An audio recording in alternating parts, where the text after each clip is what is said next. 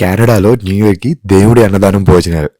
అస్సలు తెలీదు. కెనడాలో ఇలా న్యూ ఇయర్‌కి అన్నదానం చేస్తారని కూడా తెలీదు. అసలు విషయం ఏంటంటే, ఇంత స్నోలో గూడా కొంచెం మైండ్‌కి పీస్‌ఫుల్‌గా ఉంటుందని జెప్పేసి టెంపుల్‌కి వెళ్దామని ఫిక్స్ అయ్యామనమాట.